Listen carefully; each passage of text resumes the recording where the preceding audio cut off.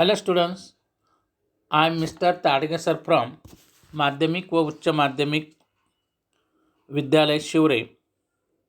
Today we are going to teach unit 2.2 two fables. Fable means stories, कथा, गोष्टी. दोन गोष्टींविषयी आपण आज इथे माहिती बघणार आहोत. नाव the two friends and the bear. The first story, पहिली गोष्ट जी आहे, टू फ्रेंड्स, दोन मित्र आणि अस्वल यांची ही गोष्ट आहे. आता या दोन्ही गोष्टी तुम्ही शांतपणे ऐकायच्या आहेत आणि त्यात जे मार्जिनमध्ये क्वेश्चन आन्सर आहेत त्याबद्दल तुम्हाला तुमच्या वहीमध्ये प्रश्न उत्तरं लिहायची आहेत. आता मी एक्सप्लेन पण करतो आणि रीडिंग पण करतो. नाव लिसन द फर्स्ट पॅसेज.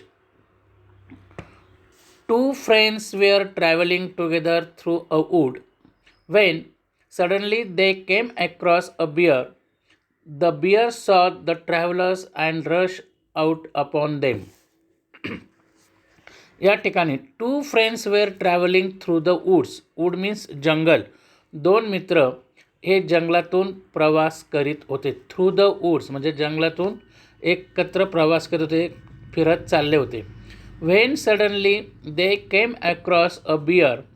जेव्हा त्यांच्या लक्षात आलं की एक अस्वल त्यांच्याकडे येत आहे. The bear saw the travellers and rush out upon them. The bear saw, अस्वलाने देखील त्या दोन्ही प्रवास करणाऱ्यांना म्हणजे दोन मित्रांना बघितलं आणि त्यांच्याकडे तो पळत सुटला. रश आउट म्हणजे धावत सुटणे, पळत सुटणे. Upon them. One of the traveller was good at climbing trees. त्या दोन मित्रापैकी ट्रॅव्हल म्हणजे प्रवासी. तर प्रवासी या ठिकाणी आपण मित्र म्हणू. त्या दोन मित्रांपैकी एक जण जो होता त्याला तो चढाई करण्यामध्ये खूप पटाईत होता. क्लाइम्बिंग द ट्रीज, झाडावर चढण्यामध्ये तो पटाईत होता. Without waiting for his friends. आता त्यांच्यावर संकट आलं. अस्वल त्यांच्या बाजूनं पळत येतं आहे, त्यांच्याकडे पळत येते. हे बघितल्यानंतर तो जो एक मित्र जो होता तो पटकन आपल्या मित्राचं वाट न बघता पटकन झाडावर तो चढून गेला. ही कॉट होल्ड द ब्रँचेस. त्यानं ब्रँच म्हणजे शाखा, फांद्या, झाडाच्या ज्या फांद्या आहेत त्या आपल्या आजूबाजूने घेऊन त्याच्यामध्ये तो लपून गेला. And hid himself among the leaves. त्या पानांमध्ये, झाडांच्या पानांमध्ये तो लपून गेला. लीफ, LEAF, लीफचा प्लुरल आहेत, अनेक वचन आहेत, leaves. The other did not know what to do. आता तो दुसरा जो एक जण तर झाडावर चढून गेलेला आहे, बघा चित्रामध्ये दाखवलेलं आहे. एक जण झाडामध्ये लपून गेलेला आहे वरती आणि दुसऱ्याला तर काय करावं काय नाही काही सुचत नव्हतं. The other did not know what to do. He had heard that bears do not bother with dead animal. आणि त्या ठिकाणी ही हॅड हर्ड दॅट, त्यांना ऐकलेलं होतं की जे अस्वल आहेत ते जे मेलेले जे प्राणी आहेत त्यांना तो काही करू शकत नाही. So he through himself flat down upon the ground. म्हणून त्यानं स्वतःला काय केलं, एक सरळ जमिनीवर तो स्वतः झोपून गेला आणि कोणतीही हालचाल करीत नव्हता. Himself ground with his face in the dust. आणि त्याचा चेहरा जो होता तो खाली होता जमिनीकडे. डस्ट म्हणजे तो पालथा पडलेला आहे, बघा चित्रात दाखवलेला आहे. The bear coming up to him. The bear coming up to him put his muzzle close to his ear. आता त्या ठिकाणी तो पालथा पडलेला असल्यामुळे जे अस्वल आहे ते त्याच्याजवळ आलं आणि त्याला ते मझल म्हणजे त्याची जी नाक वगैरे होतं त्याच्या कानाजवळ तो सुंगू लागला. त्याच्याजवळ कानाजवळ नेला. And Snape. स्नीप म्हणजे सुंगणे, वास घेणे. त्याचा तो वास घेत होता. कानाजवळ आपला चेहरा नेऊन माउथ, मुख, जो फेस आहे, मुस्कं जे आहेत आपण थोडक्यात असं म्हणू की ते त्या दुसऱ्या मित्राच्या कानाजवळ नेला आणि त्याला तो सुंगायला लागला, त्याचा वास घ्यायला तो लागला. But the man very quietly on the ground and did not even breathe. तो श्वासोश्वाससुद्धा घेत नव्हता. इतका तो शांतपणे पडला जसं काही त्याला डाईड झालेला आहे. Than at last with growl it shook its heads. At last, with the growl it shook its head, slouched off. म्हणजे शेवटी तो इतका ग्रोल मीन्स गुरांना आवाज करणे गरज नाही. It shook head and slouched off. तो तिथून स्लॉच ऑफ मीन्स निघून गेला. त्याचा वास घेतला, पाहिला हा काय हालचाल करीत नाही, हा मेलेला आहे. तो एकदम निश्चिंत होऊन पडलेला आहे. तो काही चालणार. स्लॉच ऑफ मीन्स निघून जाणे. तो त्याचा वास घेऊन तिथून निघून गेला. Then the fellow in the tree came down to his comrade. Comrade means friend, साथी, जोडीदार. Then the fellow in the tree came down to his comrade. आणि तो झाडावर जो लपलेला तो खाली आला. तो आपल्या जोडीदाराला म्हणला अँड लॉफिंग सेड, आणि हसून म्हणाला, what was it that the master Bruin whispered to you. What was it that. तो मास्टर ब्रून मीन्स भालू किंवा अस्वल या नावाने मास्टर ब्र्यू जो आहे मालक, तो त्यानं तुझ्या कानात काय कुजबूज केली असं त्या झाडावर लपलेल्या मित्राने खाली जमिनीवर पडलेल्या मित्राला विचारलं. ही टोल्ड मी. आता जो खाली पडलेला आहे जमिनीवर लोळलेला जो मित्र होता, he told me said the other. तो म्हणाला, never trust a friend who desert you at pinch. जो मित्र संकटातून सापडलेल्या मित्राला सोडून निघून जाऊ शकतो त्याच्यावर कधीही विश्वास ठेवू नको. म्हणजे नेव्हर ट्रस्ट मीन्स विश्वास ठेवणे. अ फ्रेंड हू डेझर मीन्स सोडून जाणे.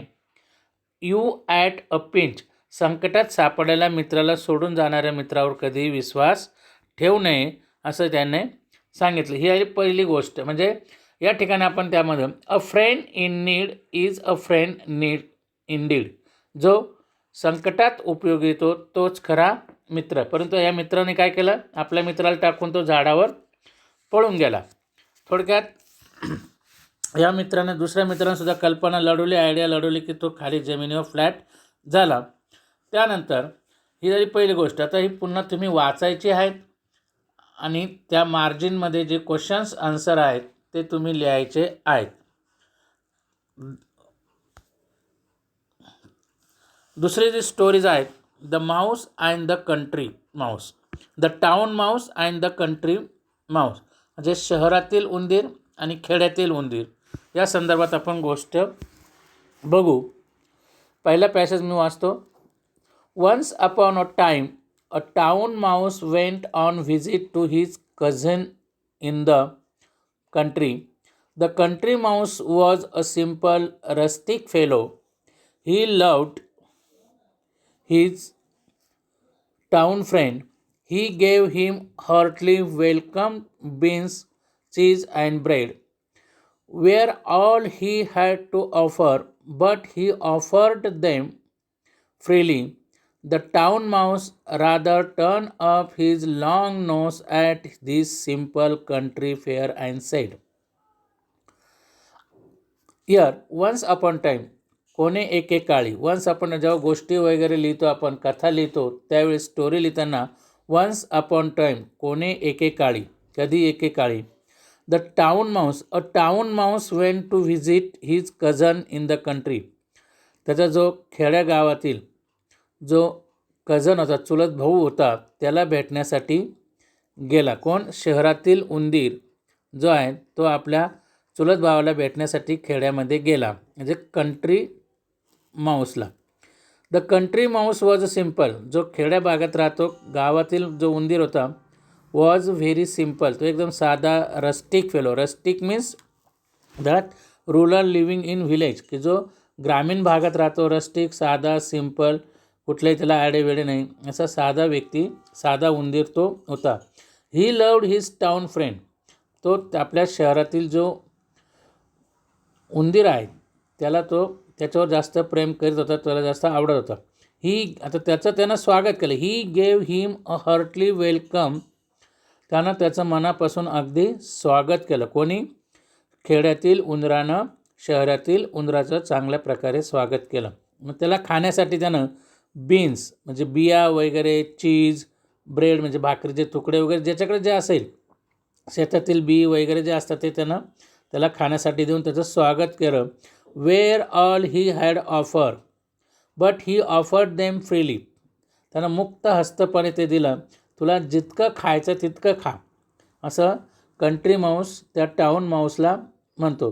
The town mouse rather turn off his long nose and this simple country fare and sed.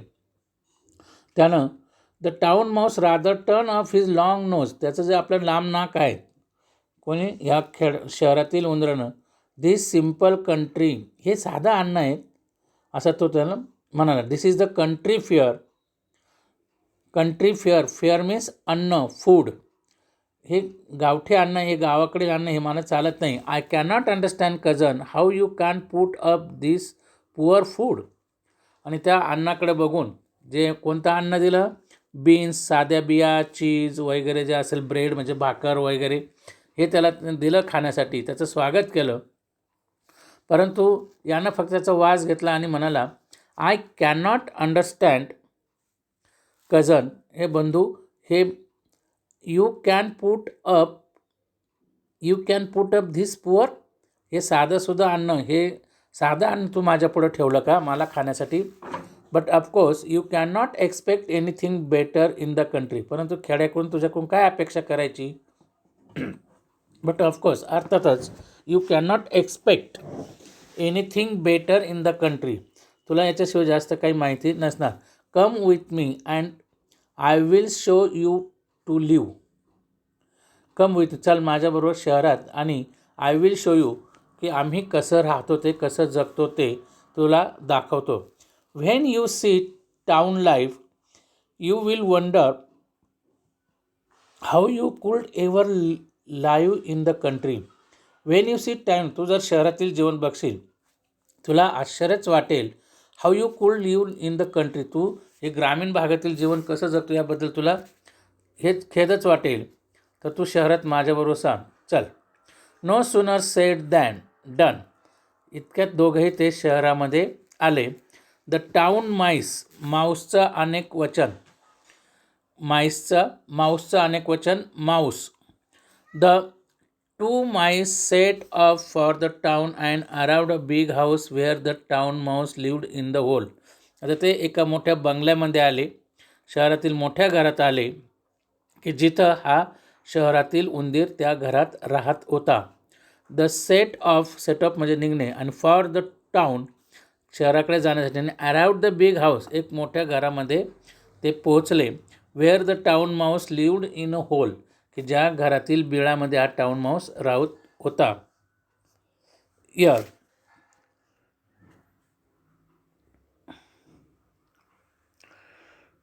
No sooner said than done. The two mice set off for the town and arrived at the big house where the town mouse lived. Whole. Yes, you want some refreshment after a long journey. You will want to some refreshment. आता एवढा लांबचा आपण सफर करून आलो आहे, आपण यात्रा करून आलो आहे, लांबचा प्रवास करून आलो आहे, जर्नी, प्रवास. तर आपल्याला you will want some refreshment, काही मेजवानी तुला पाहिजे असेल. Said the polite town mouse, सभ्यतेने तो शहरातील उंदीर त्याला म्हणाला. And took his friend into the grand dining room, आणि त्यानं त्याच्या मित्राला जे त्या बंगल्यामध्ये किंवा ज्या घरामध्ये डायनिंग रूम होतं त्या डायनिंग रूमवर त्याला खाण्यासाठी घेऊन गेला, रिफ्रेशमेंट देण्यासाठी घेऊन गेला. There they found the remains of fine feast, की ज्या टेबलावर ते लोक जेवल्यानंतर काहीतरी खरकटं वगैरे पडेल होतं, गोड धड असे फाईन फीस्ट म्हणजे गोड मेजवानी तिथं होती टेबलावर. Soon the two mice were eating up jellies and cakes and all that was nice. आणि त्या दोघांनी ते जे काही पडलेलं होतं त्या टेबलवर, तर दे फाउंड द रिमेन्स, त्यांना लवकरच ते soon the two mouse were eating jellies, jelly, cake वगैरे जे चांगले चांगले पदार्थ होते त्या टेबलावर त्यांनी ते खाल्ले. ते चांगल्या प्रकारचे पदार्थ होते. त्यानंतर suddenly they heard the gruelling and barking. इतक्यात त्यांना कोणाचा ओरडण्याचा आणि भुंकण्याचा आवाज आला. What is that sed the country Mouse. Country Mouse म्हणाले हे काय आहे.